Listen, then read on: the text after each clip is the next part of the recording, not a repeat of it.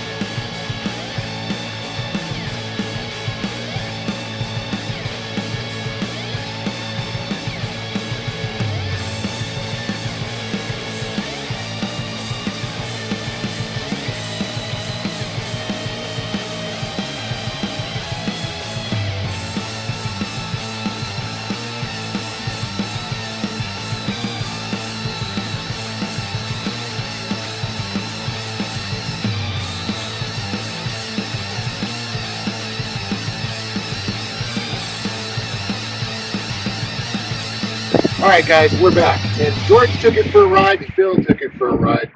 They rode it around here. What did you think of it, George? Actually, I thought this was a fun quad, man. It had the low-end power for climbing. I definitely noticed that.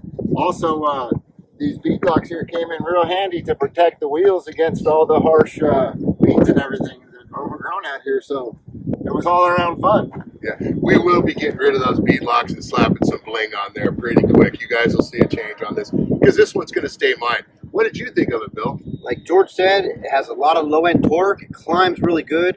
I really like it having the reverse. The reverse works really good. If you get into a tight spot, you lock it in the reverse, it backs you up. You ain't got to get out and push it back. So I really like the reverse. I like the digital dash. I know you can't see how I have to do a close-up, but the digital dash is really nice on this quad. And I also like the LED headlights. They're really bright. They got LED all the way around, and they got a projector bulb. So they're really bright. At night, this thing's going to light up really good. So all in all, I had fun on it. It's a really good quad. And another good feature about this is it actually has the gas gauge right here on the digital display. Right, so that it does. So you actually know how much fuel you have, people. Yep. And I like the hand guards as well, too. George, he's kind of about him. He don't really like them. And we'll get into that in another video because we did do a comparison video to the Tau Motor Bull that George has been riding. He loves that quad, and we'll talk about that in the next video. But overall, I really do like this quad. That's why I'm going to go ahead and keep it. But there's going to be a couple changes to it. So I want to thank you for coming out, Bill, and checking it out for me. And thank you, George, as always. For having me. Yeah, being the partner in crime with these things a lot lately. So I want to thank you guys for watching Luch Mop Garage, and don't forget to come back. Peace. Told you 1,000 times, don't drink milk out of a carton can.